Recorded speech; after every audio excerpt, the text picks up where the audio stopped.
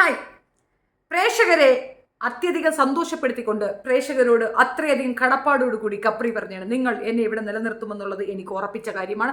ഞാൻ വിശ്വസിക്കുന്നു, ഞാൻ അതിനുവേണ്ടി നിലകൊള്ളും. എൻ്റെ പ്രേക്ഷകർ ഇവിടെ നിലനിർത്തും, ബാക്കി എല്ലാം പോക്ക് കേസുകളാണെന്ന് പറഞ്ഞ കപ്രി തീർന്നിരിക്കുന്നു ഗായ്സ്. നനഞ്ഞ പടക്കത്തിനെ പിടിച്ച് പുറത്താക്കിയിട്ടുണ്ട്. പിന്നെ കുറച്ച് ഓവർ ഡ്രാമ, മെലോ ഡ്രാമ ഒക്കെ ഉണ്ടായിരുന്നു. നന്നായിട്ട് കരളെല്ലാം അലിയുന്ന രീതിയിൽ നമ്മുടെയൊക്കെ ലിവർ കത്തിപ്പോകുന്ന രീതിയിലുള്ള പ്രഹസനങ്ങളും പ്രഹസന നാടകങ്ങൾക്കും ഇപ്പുറം ഇല്ല ഇല്ല ഇല്ല ഇല്ല ഇല്ല ഇല്ല ഇല്ല ഇല്ല എന്ന് കരഞ്ഞ് നമ്മൾ ജാസ്മോളെ വിട്ടിട്ട് ഗബ്രി എണ്ണം പുറത്തേക്ക് പോയി. പക്ഷെ പോകുന്നതിന് മുമ്പ് ഒരു കാര്യം ചെയ്തിരുന്നു. അതാണ് പോയിന്റ്. എല്ലാവരുടെയും പേര് എടുത്തു പറഞ്ഞിട്ടും നമ്മുടെ ജാസ്മോളെ പറഞ്ഞില്ല. ഒരു കാര്യം കൂടെ പറഞ്ഞിട്ട് പോയി. ഇവിടെ എന്തൊക്കെ സംഭവിച്ചോ ആ സാധനങ്ങളെല്ലാം ഞാൻ അവിടെ വിട്ടിട്ട് പോവുകയാണ്. എനിക്ക് ഇനി ഈ വീടുമായി യാതൊരു പ്രശ്നവുമില്ല. വഴക്കില്ല, സ്നേഹമില്ല, പ്രണയമില്ല, ഒന്നുമില്ലെന്നാണ് പറഞ്ഞിട്ട് പോയേക്കുന്നത്. അതിനകത്ത് ജാസു മോൾക്കുള്ള മെസ്സേജ് ഉണ്ടോ ഇല്ലയോ എന്ന് എനിക്കറിയത്തില്ല. ജാസുവിൻ്റെ പേരെടുത്ത് പറഞ്ഞിട്ടില്ല. അത് അവൾക്ക് മനസ്സിലാവുകയും ചെയ്തിരുന്നു.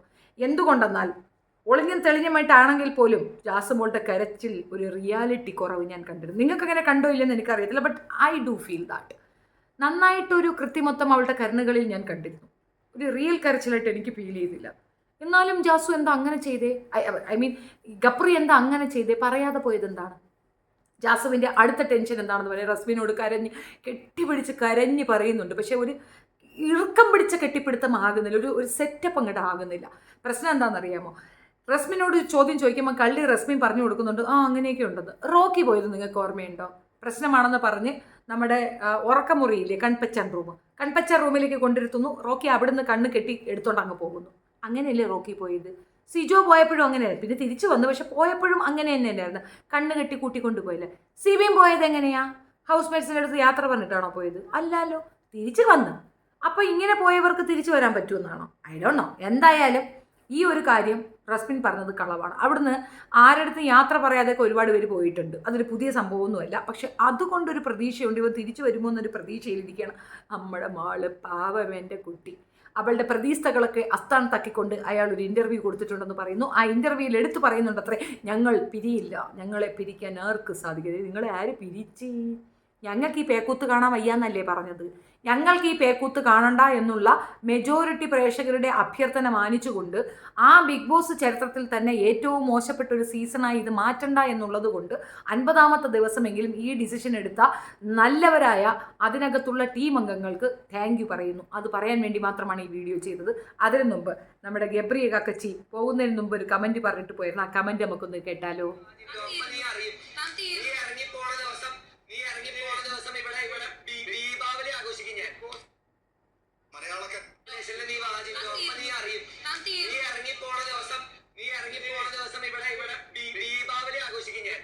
അപ്പൊ അവ ഇറങ്ങിപ്പോണ ദിവസം ദീപാവലി ആഘോഷിക്കുന്നു. അവൻ പോകുന്നതല്ല, ജിൻഡോ പോകുമ്പോഴാണ് എന്നാണ് പറഞ്ഞത്. പക്ഷെ ജിൻഡോ വളരെ വിഷമത്തോടെയാണ് നിൽക്കുന്നത് കണ്ടത്. ഒരു മനസാക്ഷിയുള്ള മനുഷ്യനായിട്ട് നമുക്ക് അവനെ കാണാൻ പറ്റും. പലരെയും വ്യക്തിഹത്യ ചെയ്യുകയും വളരെ മോശമായും മ്ലേച്ഛമായും ചിത്രീകരിച്ച ഒരു വൃത്തികെട്ട സാധനമായിട്ടാണ് അവിടെ നിന്നത്. ലാസ്റ്റ് മിനിറ്റിൽ മോഹൻലാൽ ചോദിക്കാൻ ഉദ്ദേശിച്ചിരുന്ന ഒരു ചോദ്യം അത് ഞാൻ ചോദിക്കുകയാണ്. ഗബ്രി ഇത് കാണുമോ ഇല്ലെന്ന് എനിക്കറിയത്തില്ല. ബട്ട് ഈ ചോദ്യം അവിടെ ആപ്റ്റാണ്.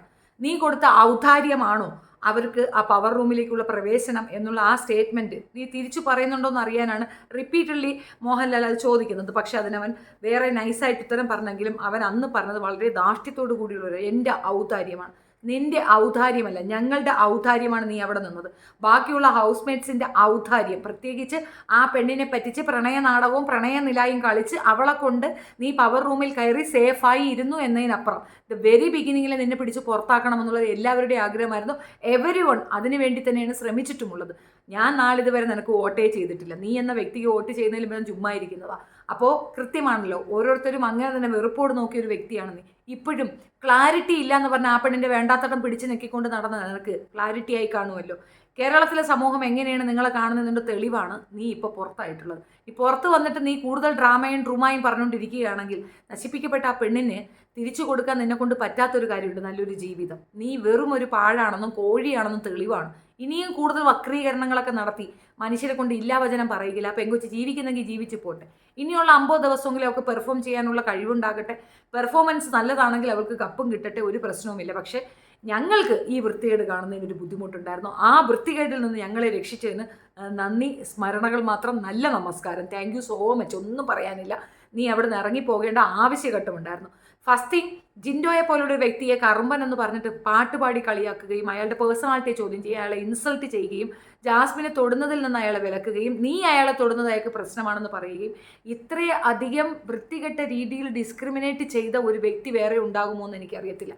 നീ ഉൾപ്പെടെ ജാസ്മിൻ ഉൾപ്പെടെ ജിൻഡോയെ ചെയ്ത വൃത്തികേടുകൾക്ക് കണക്കും കയ്യുമില്ല. അത്രത്തോളം മോശം പറഞ്ഞു.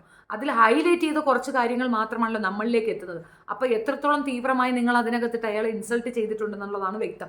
അത് മാത്രവുമല്ല, പുറത്തേക്ക് വന്ന കണ്ടസ്റ്റൻസ് എല്ലാം തന്നെ ഈ ഒരു കാര്യം എടുത്ത് പറയുന്നുമുണ്ടായിരുന്നു.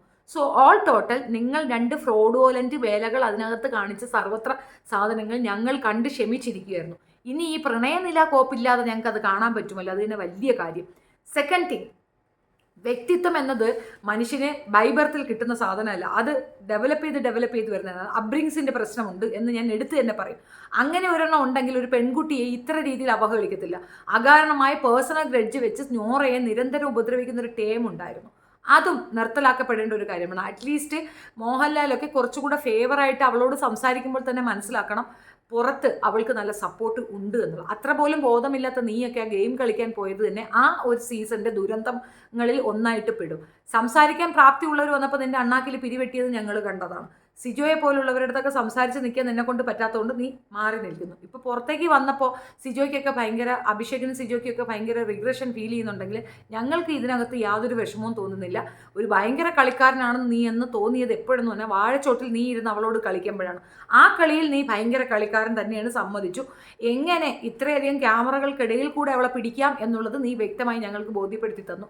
ആ കുട്ടിയുടെ മണവോ നാദോ അതിനെ മാറ്റാനോ തിരുത്താനോ ശ്രമിക്കാതെ അവൾക്കിടയിൽ കിടന്ന് നുഴഞ്ഞ് വെളിഞ്ഞ് ആ പെണ്ണുങ്ങൾക്കിടയിൽ കിടന്ന് നുളഞ്ഞ് സാർവത്രികമായ ഒരു കോഴിയായ നീ പുറത്തേക്ക് വന്നതിൽ ഞങ്ങൾ വളരെയധികം സന്തോഷിക്കുന്നു. പ്രത്യേകിച്ച് ഇതിൻ്റെ ഒരു എനിക്കിത് റിവ്യൂ ചെയ്യാൻ വേണ്ടി ഞാനിത് കാണുന്നത് കൊണ്ട് തന്നെ എനിക്ക് എൻ്റെ പൈസയും എൻ്റെ സമയവും ഒക്കെ മുടക്കി നഷ്ടപ്പെടുത്തി ഞാൻ ഇത് കാണുന്ന ഒരു ഇതായതുകൊണ്ട് നീ അതിൽ നിന്ന് പുറത്ത് വന്നതിൽ ഞാൻ അത്യധികം സന്തോഷിക്കുന്നു. എന്തായാലും ഒരു വാഴത്തോട്ടത്തിൽ നിന്ന് പുറത്തേക്ക് എത്തിയിട്ടുണ്ട്. നന്ദി. Thank you so much. വീണ്ടും ഒരു വീഡിയോയുമായിട്ട് കാണാം. ഇഷ്ടപ്പെടുകയാണെങ്കിൽ like, share and subscribe. Thank you.